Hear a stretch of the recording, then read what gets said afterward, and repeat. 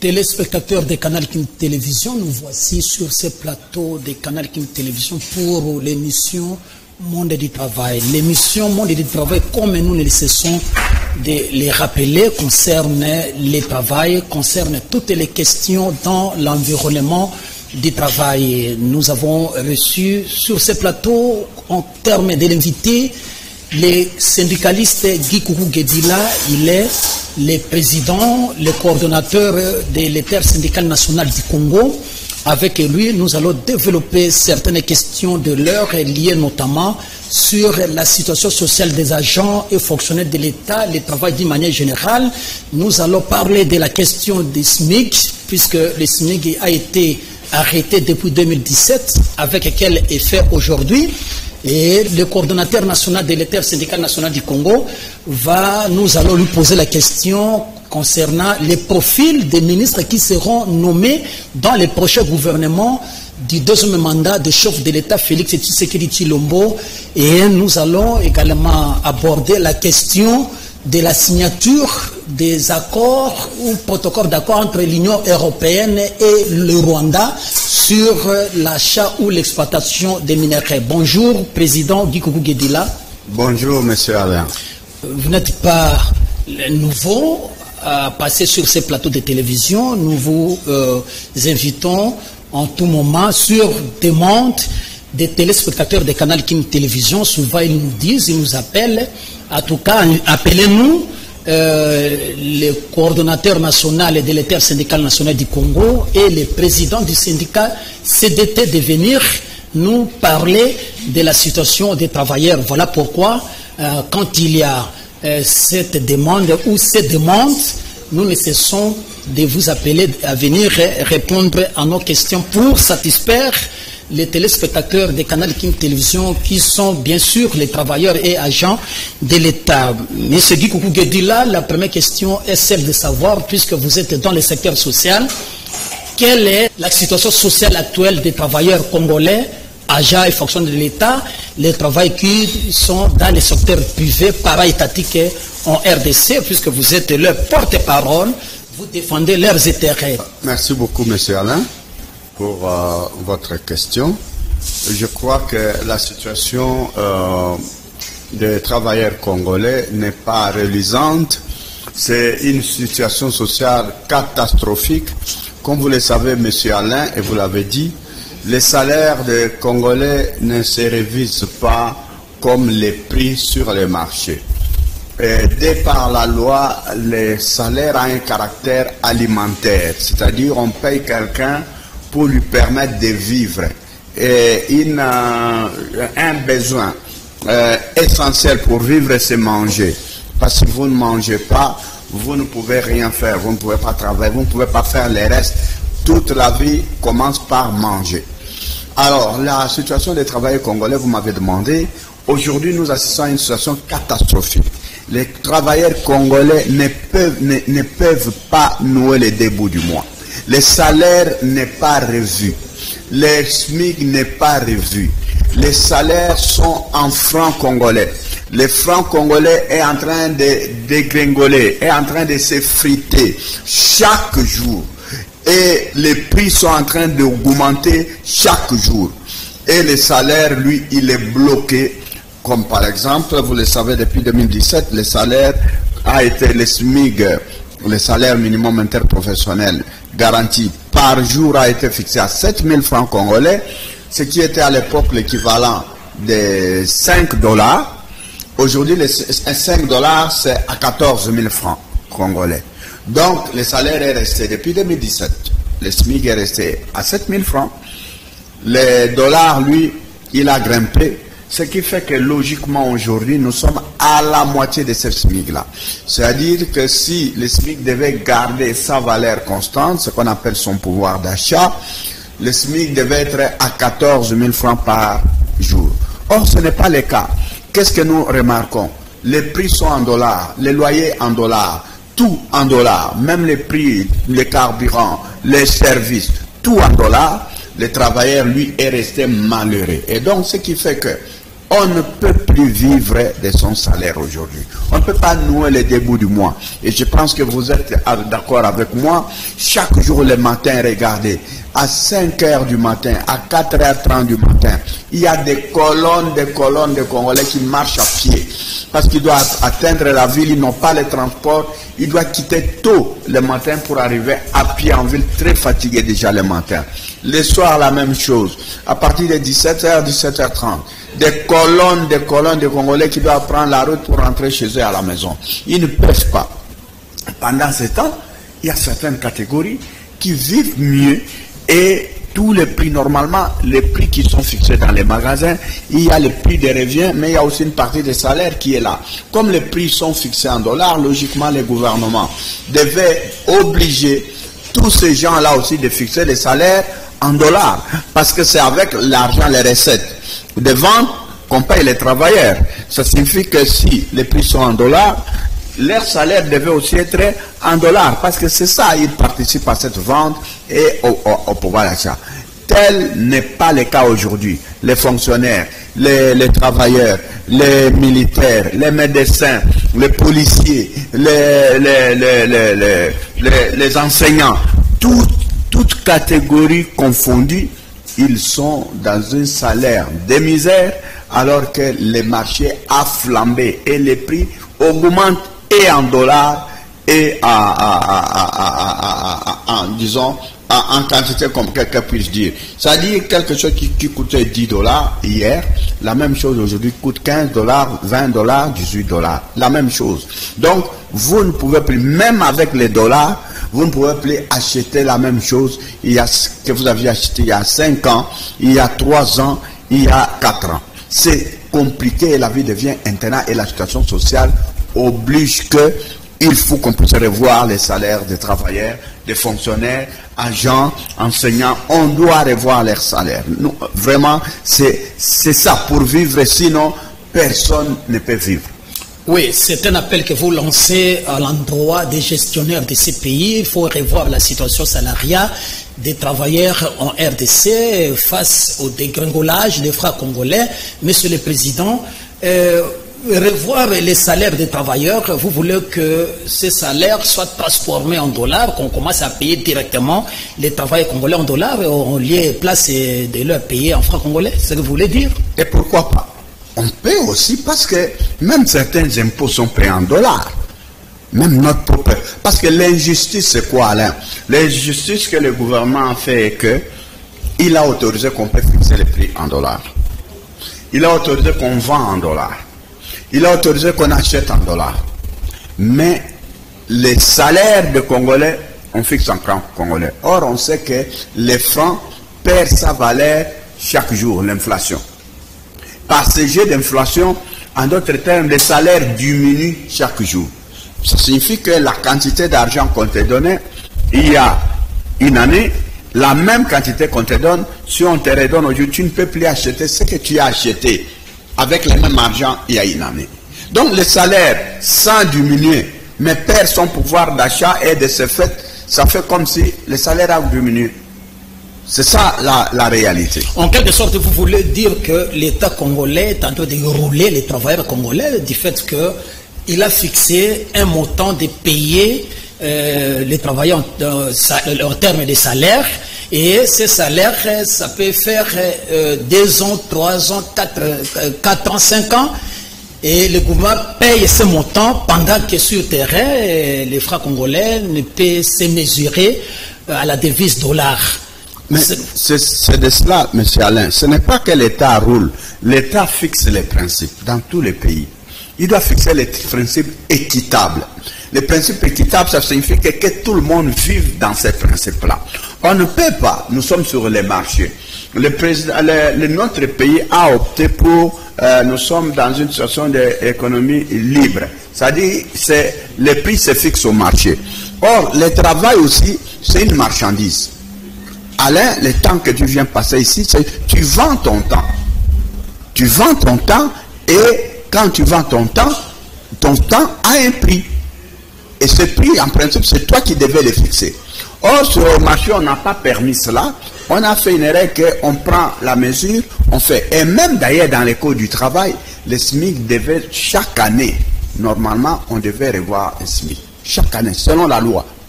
On devait se retrouver chaque fois pour revoir chaque année. Il y a même une commission qui est prévue, mais cette commission ne siège pas. Comme c'est à l'avantage des travailleurs, cette commission ne siège pas. Mais par contre, les gouvernements se réunissent chaque fois.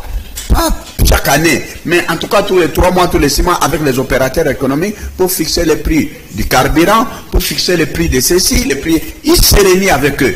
Mais avec les travailleurs, on ne se réunit pas pour dire, mais évaluez aussi votre pouvoir d'achat. Est-ce que vous pouvez encore acheter?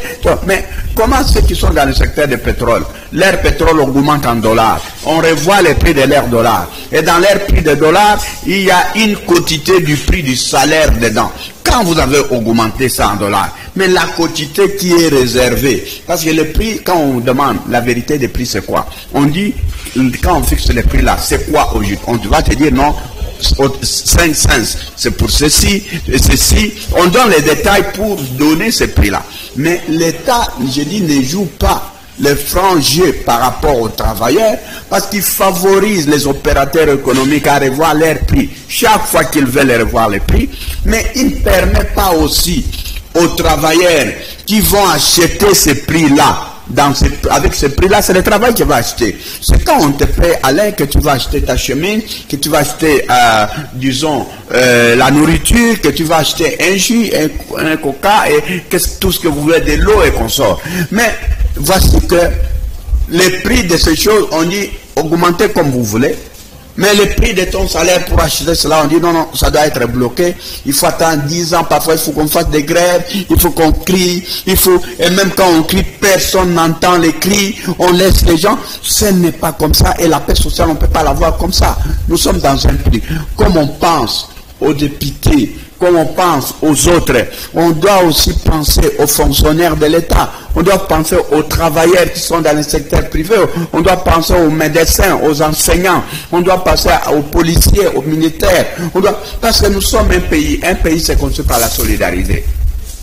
Le principe de la solidarité, c'est que quand toi tu manges, tu dois penser que mon voisin aussi doit manger. Quand je te donne, on doit penser. Et c'est ça un père.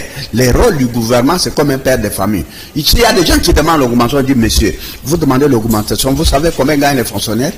On a pensé à vous. Cette fois, on doit penser aussi aux fonctionnaires. On doit penser à l'enseignant. Vous voyez un peu. C'est comme ça qu'on cimente la solidarité dans un pays, la paix sociale dans un pays. C'est le facteur de tous ces éléments-là. Tel n'est pas le cas.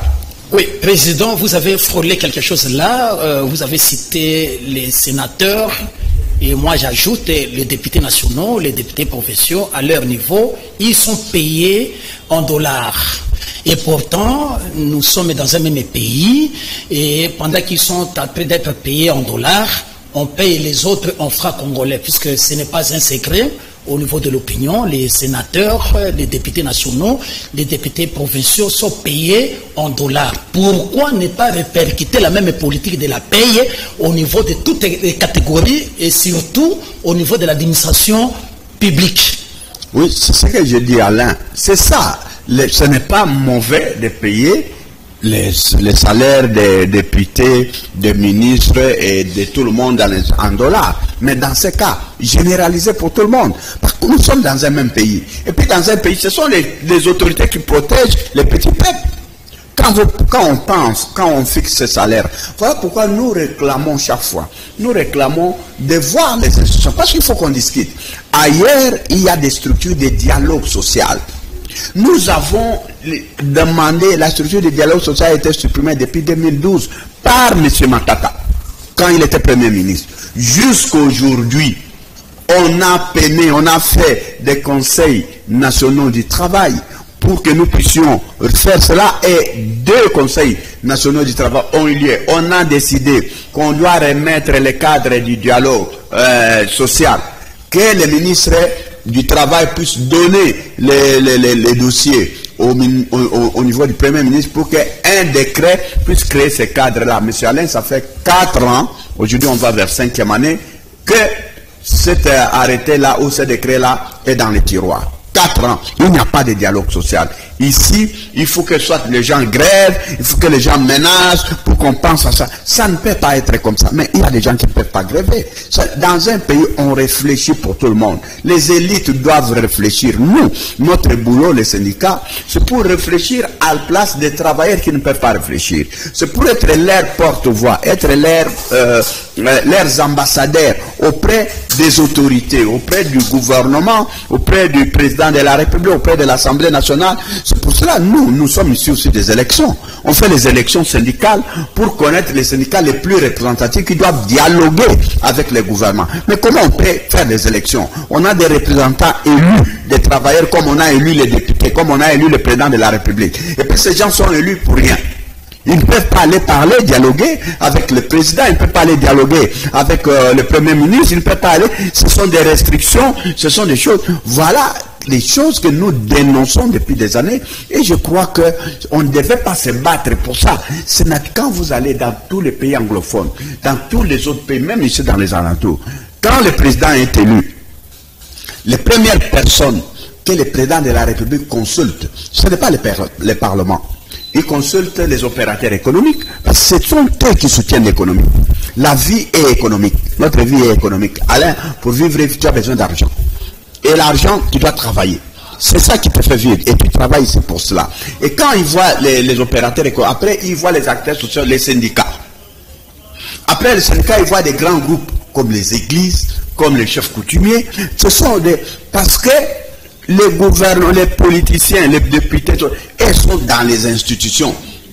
Mais on doit aussi prendre ceux qu'on n'écoute pas tous les jours. C'est-à-dire ceux avec qui on ne négocie pas. Le président de la République, par exemple, le mandat passé, nous avons souffert, M. Alain, pour voir le président de la République. 5 ans, on ne l'a pas vu.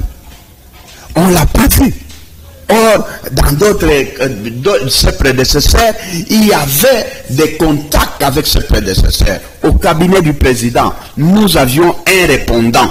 Le président de la République, à l'époque de Kabila, on nous avait mis à la disposition de son directeur de cabinet. On les voyait pour discuter et il les reportait au président de la République si le président ne pouvait pas nous recevoir. À l'époque de Mobutu, vous savez, l'Intesa était parti, faisait partie même du bureau, comment on appelle, bureau politique. Donc, il y avait la voix des travailleurs. Mais nous avons travaillé.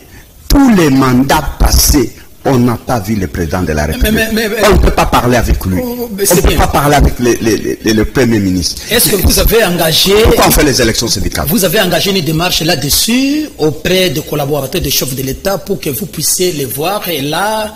Vous n'avez pas reçu les collaborateurs ou les bureaux, les chefs de l'État vous ont empêché de voir les chefs de l'État. On a fait tout, M. Alain. C'est vrai que vous me connaissez, vous nous connaissez, M. Alain. Je ne peux pas venir ici déclarer. Je peux vous ramener des tonnes de lettres qui sont là, des mémos, des demandes d'audience, des tonnes et des tonnes de propositions. Parce que même pour ce qui se passe, parfois dans les ministres, les gens ne donnent pas les vraies informations au chef de l'État. Les chefs de l'État doivent savoir des canaux qui ne sont pas les canaux institutionnels. Parce qu'il est le président de tout le monde. Le président n'est pas le président des institutions. Non. Il est le président de la masse. Le président doit développer les mains. Il dit, ceux qui ne sont pas dans les institutions, comment je dois parler avec eux? Il doit développer un mécanisme pour parler aussi, avoir les contacts, avoir le feedback de ceux qui ne sont pas dans les institutions. Il doit parler avec eux, il doit avoir aussi les desiderata. Parce que vous avez vu, quand on fait des élections, ce n'est pas les députés qui votent le président de la République. Ce n'est pas les députés qui ont voté le président. Ce n'est pas les ministres qui ont voté le président de la République. C'est la masse. Mais cette masse-là, est-ce qu'on en a besoin que lorsqu'on veut aller aux élections? Est-ce qu'on doit parler avec ces gens que lorsqu'on... C'est vrai, le président de la République ne peut pas aller parler avec des masses pendant des meetings. Mais il y a des structures sociales, comme on appelle. Des représentations. Des représentations des travailleurs. Chaque structure est organisée. Et les chefs devaient, pour avoir la respiration de la nation, pour avoir la vie, pour des questions, même toutes les questions, il y a des questions, même la guerre ici, dans tous les pays. Les Rwanda qui nous fait la guerre ici, c'est tout le monde qui est dans cette guerre-là. Il n'y a pas que les militaires. Au Rwanda, tout citoyen rwandais fait les renseignements. Mais comment sont-ils arrivés là? Il y a des mécanismes qu'on met en place pour dialoguer, pour parler avec les gens. Il y a des renseignements. Parce que quand même les militaires, là, quand les Rwandais entrent dans notre territoire, ceux qui sont informés, ce ne sont pas les militaires. Ce sont des paysans, ce sont des villageois. Alors, comme notre pays a laissé, on n'a pas mis des structures de communication. Ces gens ont des informations où se trouvent ces gens, mais ils ne savent pas comment communiquer avec la structure militaire. Comment leur donner des informations? Comment vont-ils communiquer? Pourquoi? On laisse un néant, il n'y a pas de structure, les chefs coutumiers sont là, les églises sont là jusqu'au fin fond, les petits villages sont jusqu'au fin fond. Ces villages ne peuvent pas rapporter dans des structures. Parce qu'il y a des gens qui se sont dit, c'est eux les leaders de telle province, ils se vivent dans la trahison, et toute la trahison que nous avons ici, la guerre qui dure là. Mais les traîtres sont ici dans les institutions. Hein? Le vieux Mbosso l'a dit. Ils sont à l'Assemblée nationale, ils sont au gouvernement, ils sont dans l'armée, les infiltrés sont partout. Et ce sont ces gens-là qui doivent encore parler au président de la République. Et ceux qui sont neutres, qui ne sont pas dans la trahison, qui sont à la base, eux ne peuvent pas rapporter, ne peuvent pas dire des vérités ou de certaines choses que ces gens refusent. Et ces gens-là, on leur dit même des vérités, mais ils ne délivrent pas jusqu'au président. C'est ça la vérité. Donc, voilà la difficulté que nous avons, voilà la situation s'étouffe. Mais je crois que ce mandat, les chefs de l'État devraient s'organiser autrement. Parce qu'il doit être le président de tout le monde. Et là, par là, vous voulez dire que, comme nous avons frôlé cet aspect des choses, vous voulez réitérer votre demande de rencontrer le chef de l'État pour échanger avec lui sur les questions sociales et sur les questions du travail, sur les questions du travail congolais. Vous voulez non, ce n'est pas réitérer ou rappeler la demande de rencontrer le chef de l'État? Non, monsieur Alain. Ça ne devait pas être une demande automatique. Pourquoi? Nous sommes les partenaires du président de la République. On nous a élus.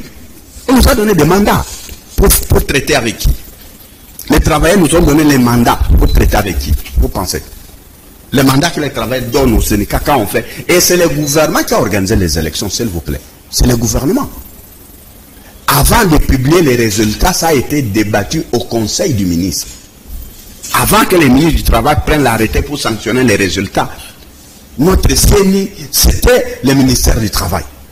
Et avant d'essayer, c'est débattre au Conseil des ministres. C'est pour faire quoi? C'est pour connaître avec qui le gouvernement doit traiter. C'est ça le but. Je te dis, dans les pays voisins, c'est pas ce que nous voyons avec nos collègues des pays voisins, avec des pays en Europe. Eux, même au Sénat, il y a des postes qui sont cooptés. Les chefs coutumiers sont cooptés, certaines couches sociales comme des syndicats sont cooptés, parce qu'on doit, quand on veut faire des lois pour le monde du travail, on ne s'improvise pas. On prend les gens qui sont dans ce secteur. On dit, dans vos secteurs, voici des lois que nous voulons prendre. C'est ça qu'on fait. Qu'est-ce qu'on fait? Ces gens-là doivent être aussi représentés. Mais ce n'est pas le cas ici. Il y a des gens qui viennent même, ils disent non, ils veulent parler au nom des travailleurs. Ils veulent parler au nom des syndicats. C'est eux qui représentent les syndicats. Non, nous n'avons pas d'autres représentants que ceux qui ont reçu mandat. Un ministre ne peut pas représenter les travailleurs. Ne peut pas représenter un secteur de travail, ça n'existe pas dans le monde entier. Les travailleurs s'organisent pour désigner leurs mandataires, leurs élus, pour que cela parle avec le président de la République, avec le premier ministre, avec les ministres, avec les entreprises, avec les patronats. Ce sont les élus, on leur donne les mandats pour discuter avec les autorités établies. Mais ici, il y a une injustice qui fait qu'il faut faire des audiences, il faut demander, même quand vous demandez... Tout est politisé. Tout est politique. Voilà. Tout est politisé, monsieur Alain. Même une simple rencontre pour voir une autorité, parce qu'il y a les désidérata. On va peut-être en parler. Mais vous savez aujourd'hui, comment est-ce que le chef de l'État va comprendre ce que veulent les travailleurs dans les entreprises? Qui va lui dire ça? Qui va dire? Toutes les entreprises sont pillées. Pillées. Dans les entreprises, il y a maintenant des bandes. Aujourd'hui, 80 ou 90% des comités de gestion dans les entreprises, des conseils d'administration, monsieur Alain, c'est la débandade totale, c'est le désordre. Et à telle enseigne que même les entreprises, il y a des impayements maintenant. Tout simplement, le PCA ne s'entend pas avec le DG.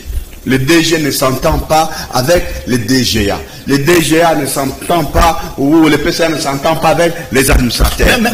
Moralité, on bloque. On veut prendre une décision, il dit comme ça vient du DG, je ne signe pas. Comme on veut, les travailleurs sont victimes. Et pourquoi on a politisé? C'est une guerre des partis politiques, comment? Puisque ce sont des représentants maintenant. Les représentants des partis politiques qui se retrouvent là, donc au sommet des entreprises. Un instant, M. Alain, je te donne les détails, justement. Parce que, justement, on a politisé les entreprises.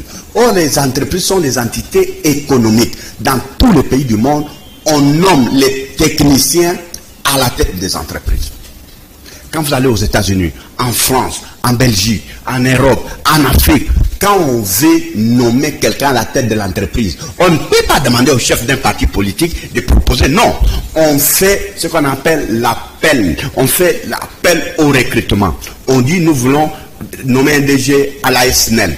On dit, la SNEL, voici, il y a les courants se coupent, tu vois. Il y a des filles qui sont vétustes depuis 30 ans. Il y a les réseaux éprouillés, les coupures de courant tout le temps. Nous lançons l'appel, on veut recruter les DG.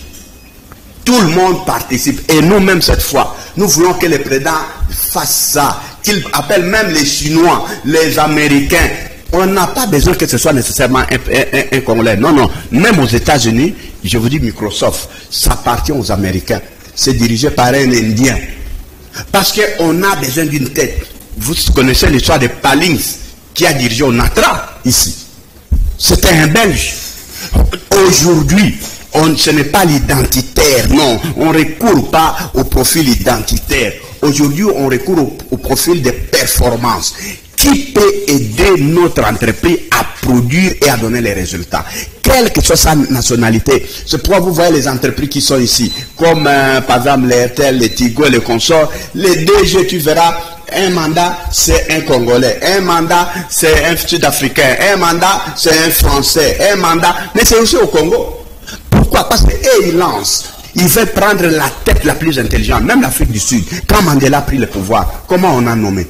On a dit à la tête on met un blanc, celui qui connaît. Et l'économie est tenue par les blancs. Il connaît la gestion. Économique. Et puis vous les Sud-Africains, comme on sortait de l'apartheid, vous n'avez pas été à l'école, apprenez comment on gère d'abord. On nomme les gens qui savent gérer pour que les entreprises vivent. Pas de nommer des gens pour tomber en faillite, comme aujourd'hui.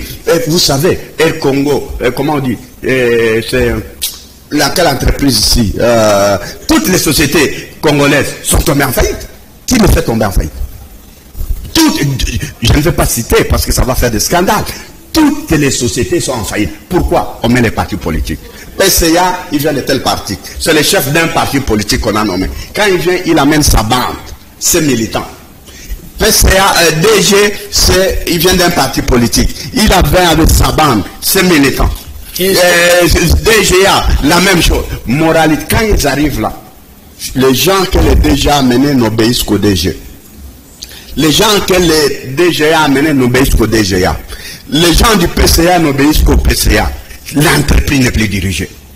Donc, le DG dit ceci, le PCA dit non. Pas ça. Les gens alors, même la discipline dans l'entreprise, les gens ne savent pas on obéit à qui. Comme c'est le DGA qui lui a amené.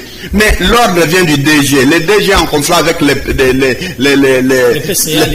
DGA ou le PCA. Bon, comme je suis deux, il n'y a pas moyen d'obéir l'autre. Il prend même eux-mêmes ne savent pas. On fait comment? Parce que les entreprises vont tomber en faillite d'ici 50-10 ans. Je vous assure. Les entreprises vont... Mais avec qui nous allons parler de ça? Avec qui? Dis-moi, au gouvernement, on voit qui? Les chefs de l'État, on ne peut pas les voir. Les premiers ministres, on ne peut pas les voir. Et bon, on discute ça avec... Parce que c'est les chefs de l'État qui nomment. Nous devons discuter avec les chefs de l'État. Sinon, c'est pour cela que vous voyez, il n'y a plus d'emploi au Congo. Les entreprises, au lieu de progresser, les entreprises sont en train de tomber en faillite. Les entreprises, c'est quoi? Les arriérés des salaires, alors qu'ailleurs... Est-ce que vous avez déjà vu une société de télécommunications comme l'OCPT ici tomber en faillite? Monsieur Alain, je te dis, ça n'existe pas.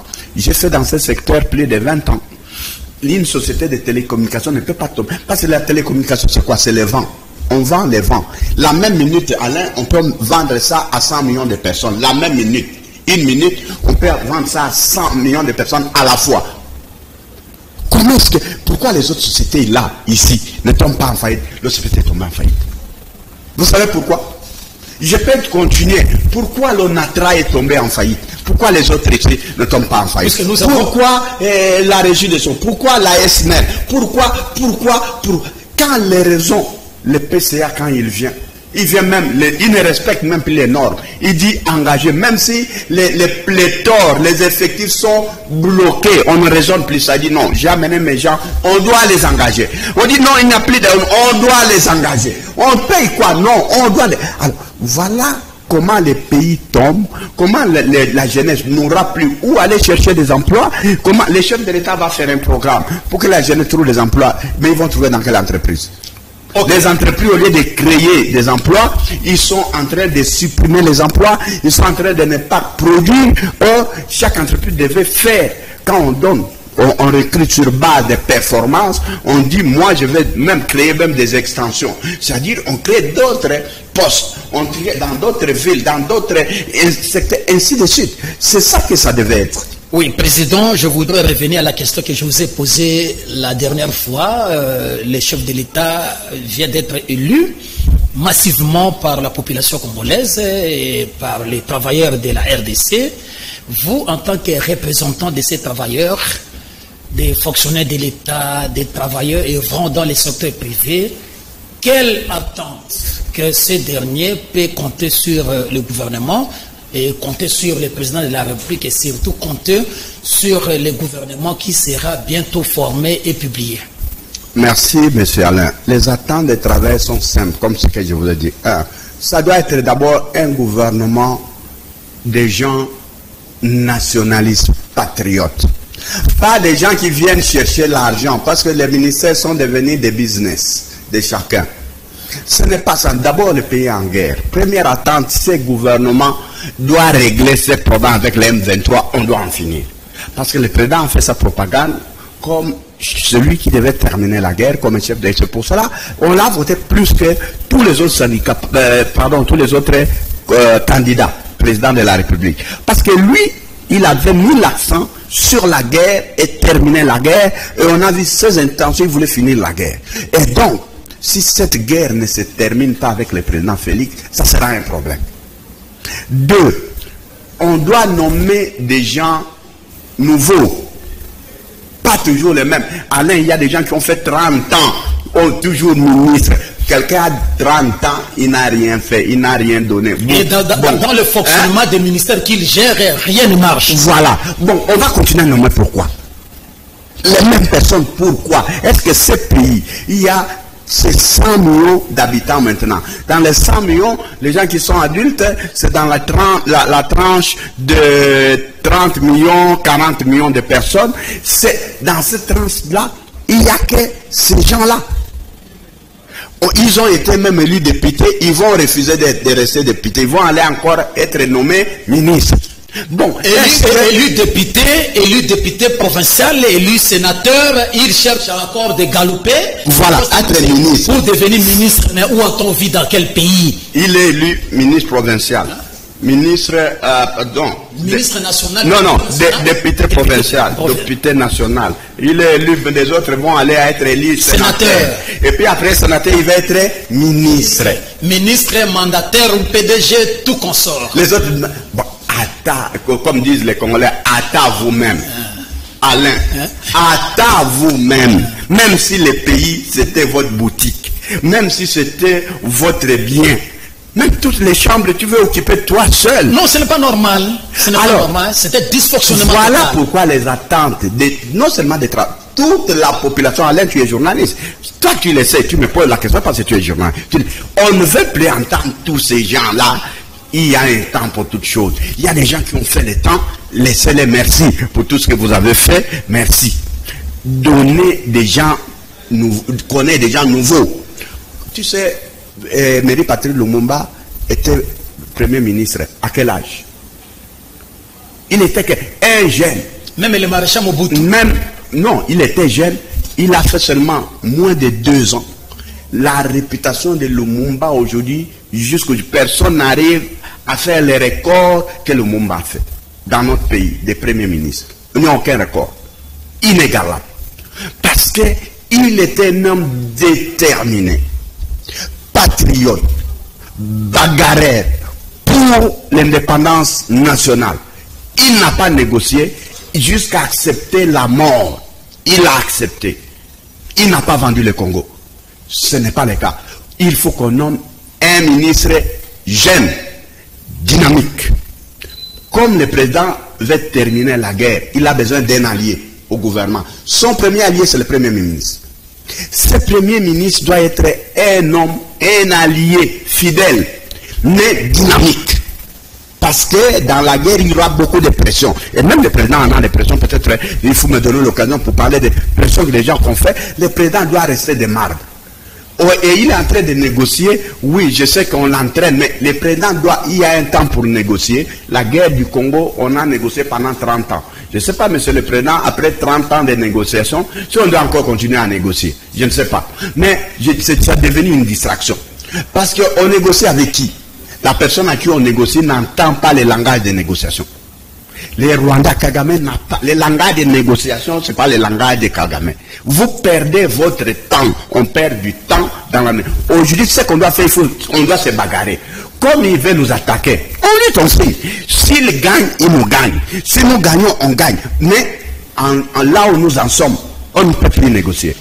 Là où nous en sommes, il faut se battre pour le Congo. Il est temps que soit Kagame nous gagne cette guerre ou que nous, on gagne cette guerre. Les négociations est un jeu des Occidentaux qui sont du côté de Kagame. Et les Américains... Pour venir infiltrer d'abord le système du gouvernement et en même temps piller la République. Monsieur Alain, quand les gens parlent des négociations là, vous faites en réalité, qu'est-ce qu'ils vous disent? Ils disent, prenez ces gens-là, ces Rwandais là, les M23 là, mettez-les dans l'armée. C'est ça qu'on a fait tout le temps depuis Mosée. C'est ça qu'on a fait. Quand on a dit une négociation, la finalité, tout le monde sait. Je pense que le président Félix, c'est un fin politique. Il sait que c'est ça. Est-ce que ça vaut encore la peine aujourd'hui? Non. Aujourd'hui, nous n'avons pas le choix. Ils nous ont attaqués. Les Occidentaux ne changeront pas. Les Américains ne changeront pas. C'est eux qui ont donné les armes à Kagame. C'est eux qui ont donné un mandat à Kagame pour attaquer le Congo. Les Européens, c'est eux qui ont donné les mandats à Kagame d'attaquer le Congo. L'Union européenne finance. Toutes les années, ils financent les Rwandais. Même l'armée rwandaise, ils financent. Ils ne vont pas changer. En diplomatie, on peut vous amener. La diplomatie, c'est quoi? C'est l'art de l'hypocrisie. La diplomatie, c'est l'hypocrisie. Vous allez vous dire, ah, on est ensemble, non, je te soutiens, je te dis dans la bouche, je te soutiens. Quand tu donnes le dos, on te poignarde.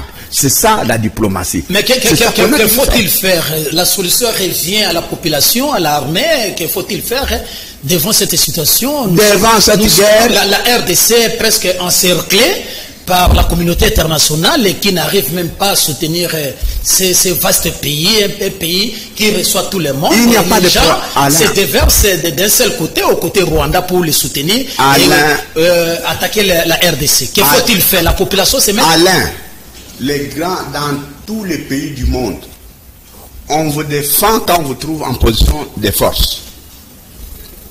On vous défend quand on vous trouve en position de force. Quand vous êtes dans la position de faiblesse, vous pleurez. On va vous achever. C'est le principe international, c'est ça. Il n'y a pas d'amis, il n'y a pas d'intérêt. Pourquoi on veut amener le président Félix? Quand le président Félix a dit qu'à la moindre escarmouche, on déclare la guerre, le monde entier a tremblé. Même les Américains ont envoyé les chefs de renseignement ici. Ils ont tremblé. Parce qu'on a vu ça. Mais pourquoi le président veut reculer? Pourquoi le président veut... Parce que ça, c'est une distraction. Non, monsieur le président. C'est-à-dire que la guerre, c'est quand quelqu'un dit qu'il ne veut pas... Toi, tu penses que... Qu'est-ce qu'on donnera à Kagame pour qu'il change? Qu'est-ce qu'on fera à Kagame pour... Kagame, lui, il veut prendre les richesses. C'est tout. Et puis négocier. Non, il n'y a pas un ordre là. Si c'était ça, le président, quand il est arrivé au pouvoir, qu'est-ce qu'il a? Nous tous, on a critiqué Félix. Il est allé au Rwanda, le premier pays. Il a tout proposé, ces gens ont refusé. Qu'est-ce qu'il va encore mieux proposer que ça? C'est pour cela, mais le problème c'est quoi? La faiblesse c'est que les gens qui sont à l'Union sacrée là, les partis politiques là, les députés là, qu'on a élus là, ils ont des comptes au Rwanda. Ils ont des comptes en Ouganda. Ils ont des affaires là-bas. Ils font même des commerces là, des coltans. Avec lui. Ils sont ces gens, un pied au Rwanda, un autre pied au Congo, c'est ce que je veux dire. Moi, j'ai suivi ça dans les réseaux. Il y a un Ouazalendo là, je pense Alain, si toi aussi tu as suivi ça. J'ai suivi tout ce qu'il disait. Mais c'est quand même grave. Ok, président, nous sommes en train de chuter, puisque la télévision c'est le temps, nous sommes en train de chuter. Vous êtes en train de plaider la cause des travailleurs de la RDC, les fonctionnaires de l'État. Et pour résoudre ces problèmes des travailleurs, faire de sorte que la situation socio-professionnelle des travailleurs en RDC s'améliore et le gouvernement bientôt sera composé et proclamé. Et quel serait alors le profil des ministres qui seront nommés en quelques mots, un mot? Oui. Puisque nous sommes à l'affaire. Oui, les profils avant les profils, j'avais pour les attentes, j'avais les derniers mots. Les derniers mots que je voudrais dire pour les attentes, on doit équiper l'armée congolaise pour faire la guerre. Nous devons faire cette guerre. On n'a pas les choses. On doit la faire. Il n'y aura pas de contours. Si vous ne la faites pas, on la fera toujours. Si vous ne voulez pas la faire aujourd'hui avec le président Félix, on la fera toujours, même avec quelqu'un d'autre. On la fera parce qu'après son mandat, les Congolais n'accepteront pas que les Rwandais viennent prendre. Il y aura toujours la guerre. Ça se fait. Maintenant pour le profil. J'ai dit, le profil j'ai déjà donné, mon frère. J'ai dit, il faut prendre des gens nouveaux. Pas les mêmes noms. Vous savez, il y a certains noms, dès qu'on citera, ministre tel, tout le monde, voleur. Dès qu'on se dit, voleur.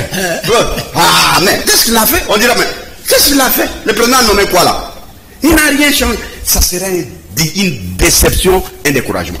Il faut nommer des jeunes, des personnes qui n'ont pas encore donné et qui ont envie de donner. Mais Jean-Pierre Lihaou s'est distingué, Jean-Pierre Lihaou. Oui, mais non.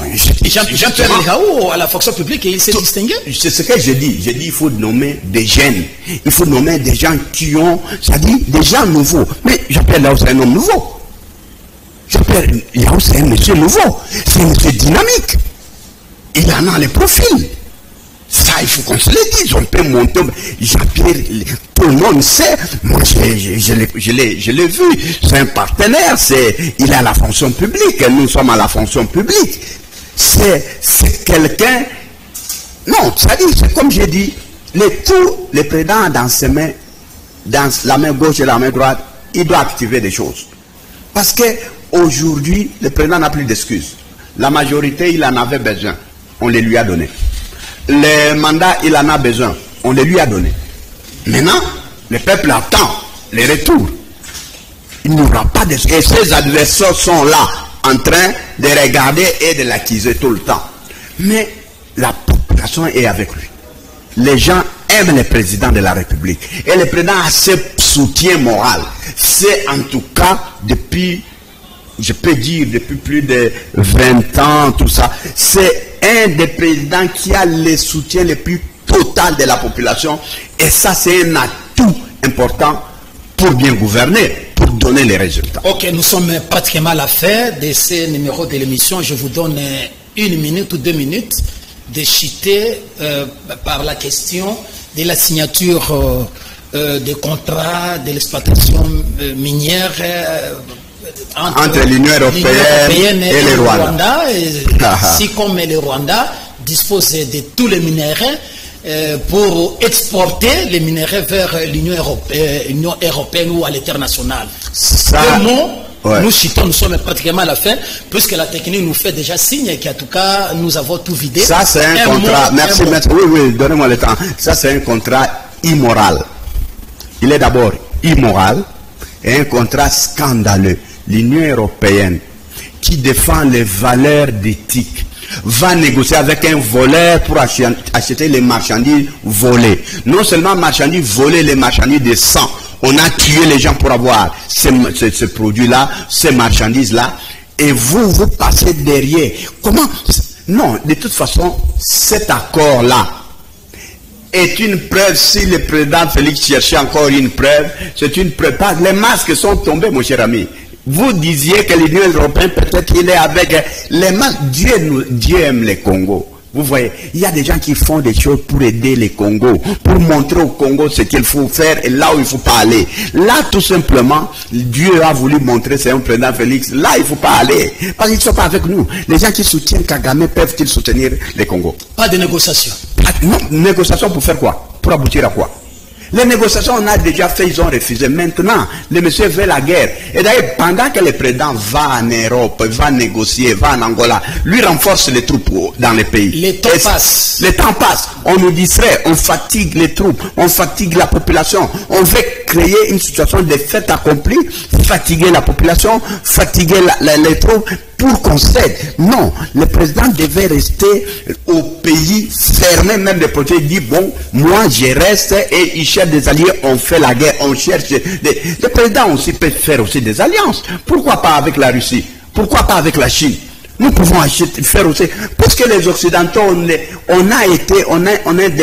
des élèves de l'Amérique depuis des temps de Mobutu. Il n'y a pas un allié fidèle. Et c'est un pays qui donne tout à l'Amérique. Qu'est-ce que l'Amérique peut reprocher au Congo pour aller chercher les Rwandais? Qu'est-ce qu'il peut reprocher au Congo? Qu'est-ce que le Congo n'a pas donné à l'Amérique que le Rwanda a donné? C'est quoi? Parce que les Rwandais donnent ce que le Congo donnait déjà non rémunéré. Nous les donnons déjà aux États-Unis. Vous savez, Tengue Funguruma, c'est l'entreprise qui exploitait les minéraux les plus rares à l'époque. Là-bas, on pouvait signer aussi avec eux, aller au Kivu, aller exploiter. Oui, président. Mais ils ont fait leur choix. Président, nous sommes à la fin. Nous sommes à la fin de ces numéros de l'émission. Nous allons poursuivre la fois prochaine. Téléspectateurs de Canal King Télévision, vous avez suivi ces numéros de l'émission Monde du Travail. Et comme je l'ai rappelé, l'émission Monde du Travail s'occupe de toutes les questions liées au travail en République du Congo. Vous avez suivi les échanges. Vous avez suivi le coordonnateur national de l'intersyndical national du Congo et en même temps président de la CDT Guikou Guedila. Et nous ne sommes pas là pour apprécier, nous apprécier. Nous laissons cette appréciation à votre disposition.